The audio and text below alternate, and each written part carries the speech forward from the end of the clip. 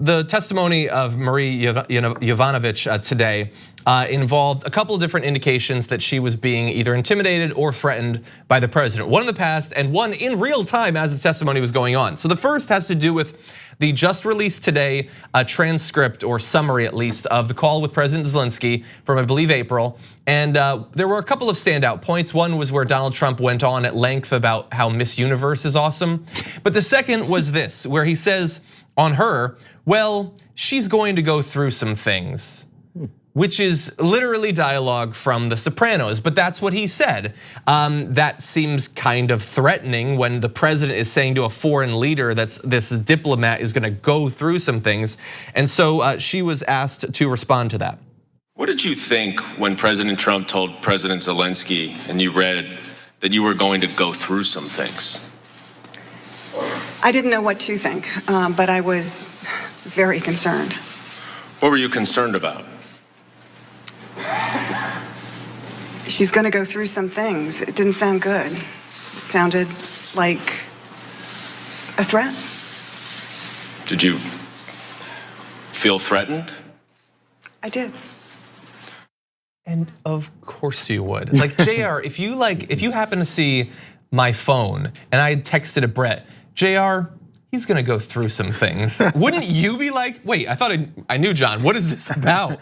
But if it's the president, yes, with all of the threatening that he's done to his political opponents, to members of the media, self-perceived critics of his.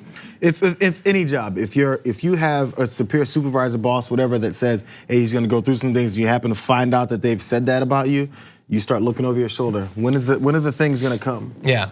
Exactly. That's how human nature works, especially and when you're in a position where you're in the government and it's the president is the guy who's talking about it. A president who we know is retaliatory and likes to have enemies. Yeah. Now the thing is, this should be a big story. I don't think that the call is interesting in many different ways, but this is one of the ways that it's interesting. Excuse me.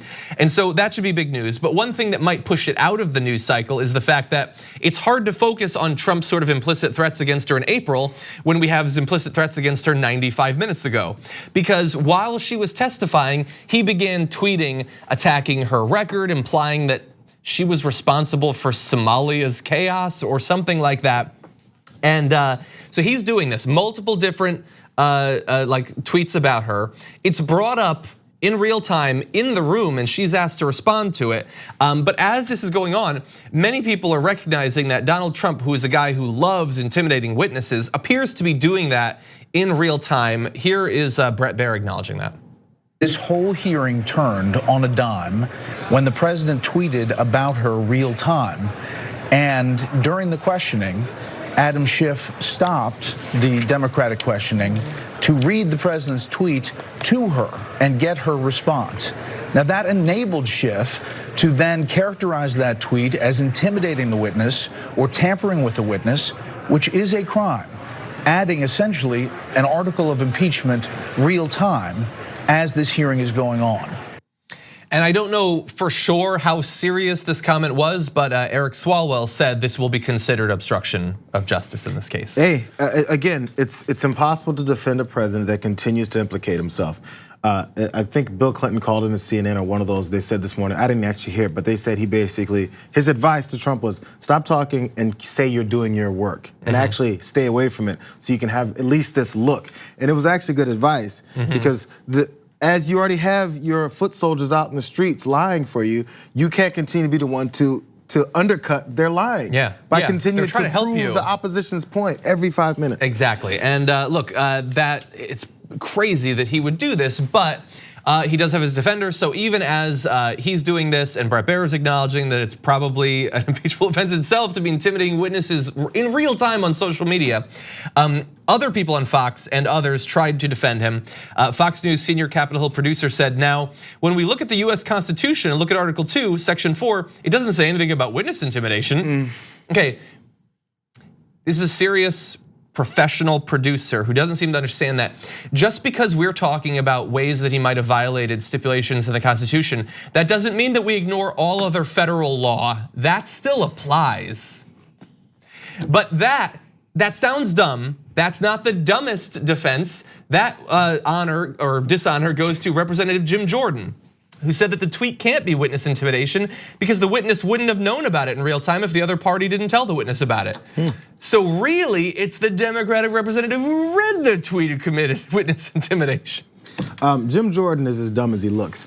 So if that's your defense, oh yeah, it doesn't matter. You read it out loud, so therefore she's not intimidated. Now it's Adam Schiff who's intimidating her by reading the statement from the president.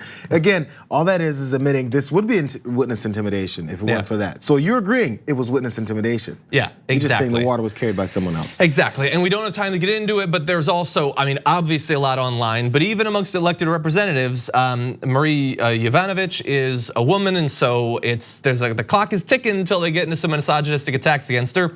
And Lee Zeldin decided to do that, just said that the only reason why Democrats wanted Yovanovitch to testify is, quote, to cry in front of the cameras. And actually, I have to correct you because you're a little bit inaccurate. She didn't actually cry at any time, so you're thinking of Brett Kavanaugh, as many people pointed out. Hannity also did it last night too. He said, I'd say apparently she cried and the Democrats are apparently hoping she'll cry again tomorrow. Yeah. Does that mean that she's gonna do it on cue? Yeah, if you want to purge US government from people who are overly influenced by their emotions, Brett Kavanaugh's sitting on the Supreme Court literally right now, and he likes beer.